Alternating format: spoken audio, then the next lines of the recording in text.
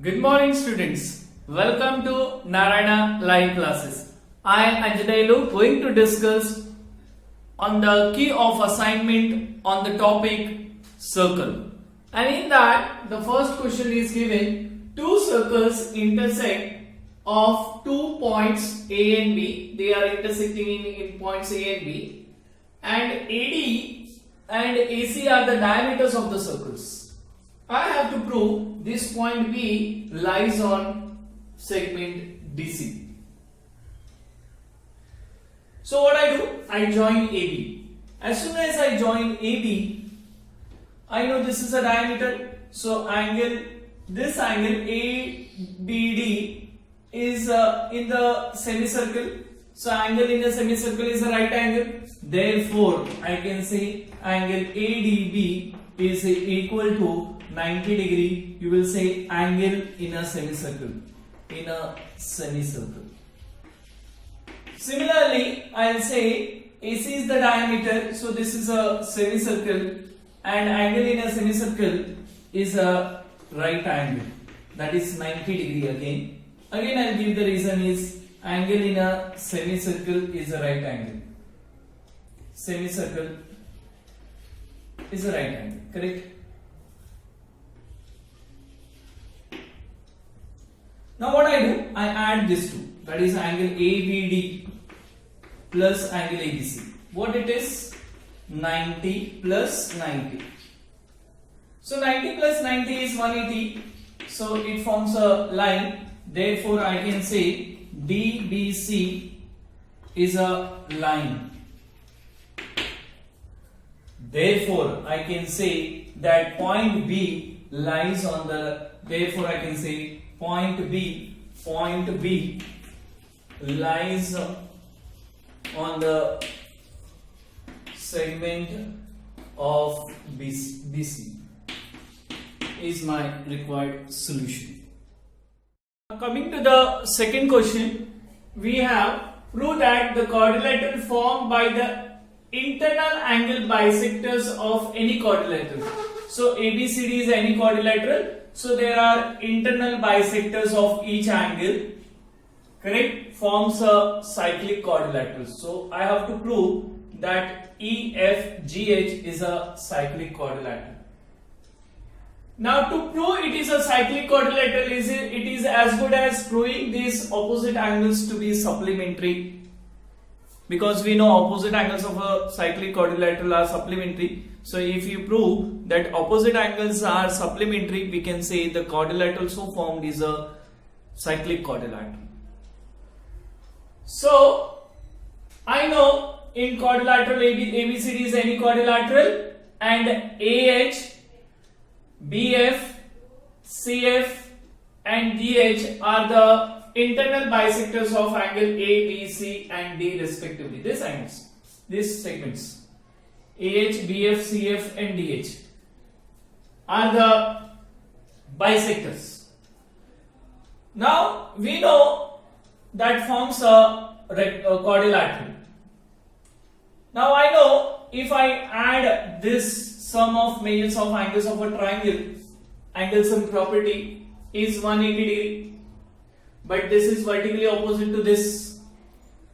So I can say this equal to this is equal to 180 minus these two angles. So I write that only. So I say angle FEH is equal to angle AEB, and that is equal to 180 minus angle EAB minus, or I'll say bracket angle EBA.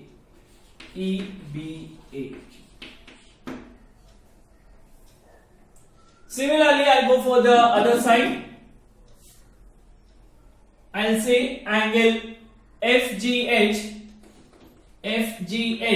or one more step we add, this is equal to 180. Now EAB is a half of this complete angle because both are equal. So I can write this as half of angle A. Similarly, EBA is half of this full angle because this is a bisector.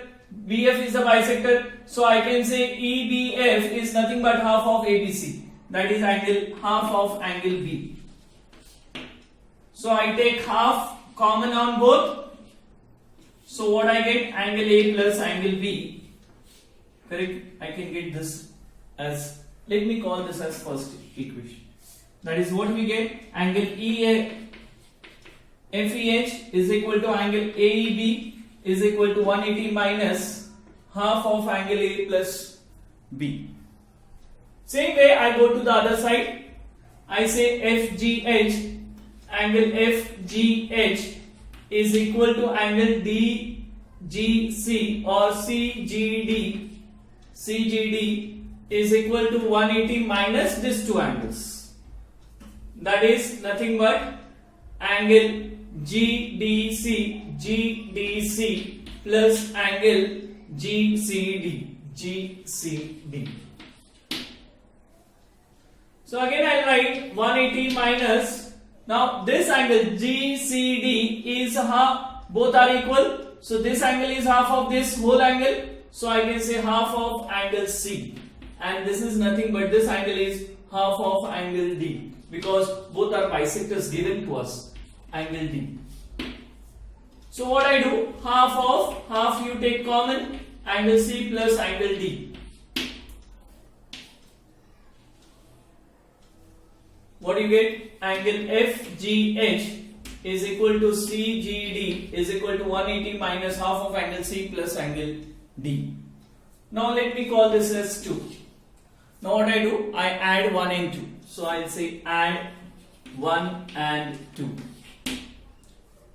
So I add only this angle, this to this, that is angle FEH plus angle FGH is equal to 180 minus half of angle A plus, this in bracket, half of angle A plus angle B plus 180 minus half of angle C plus angle D.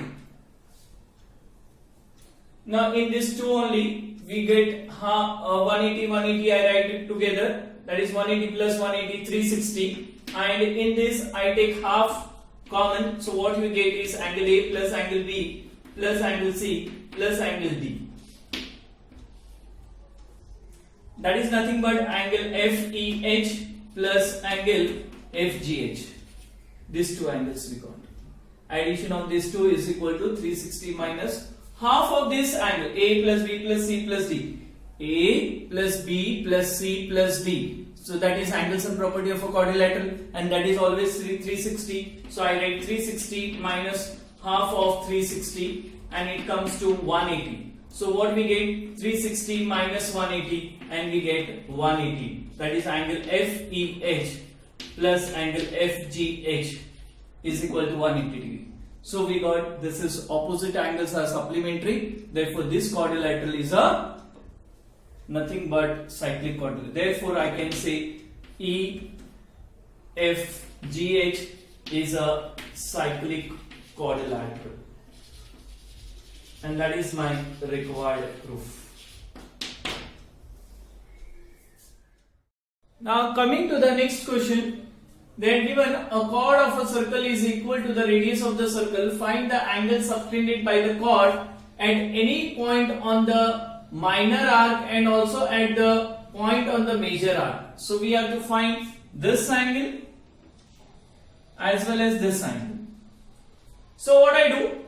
We know we have a circle having a chord AB equal to the radius. So there is a chord AB equal to the radius. Correct? So I can say AB is equal to OA is equal to OB. Therefore I can say ABC is an equilateral triangle. If it is an equilateral triangle, we know each angle is 180 degree. So I can say angle AOB is equal to 180 degree. 60 degree. Each angle of an equilateral triangle is each angle of an equilateral triangle is always equal to 60 degree. Each angle is 60 degree. So therefore it is 60 degree. AOB is 60 degree. Now this AOB, angle AOB, I know it is a central angle. It is a central angle. So central angle is twice the measure of angle subtended on the major arc. That is 2 times angle ADB. But AOB is 60. So this is 2 angle ADB. 2A take on the other side. So ADB is equal to 60 upon 2 and it comes to 30 degree.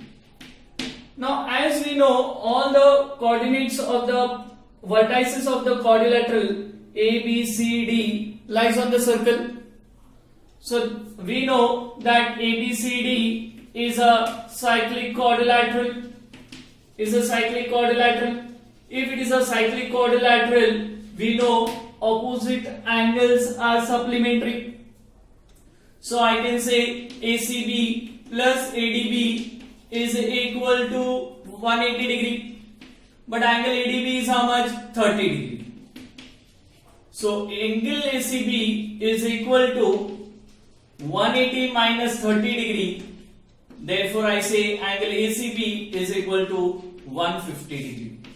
And that is my required solution. The angle which is formed on the minor arc and angle formed at the major arc. Both we found. I hope all the questions are clear to you with the solutions. Thank you. See you next time.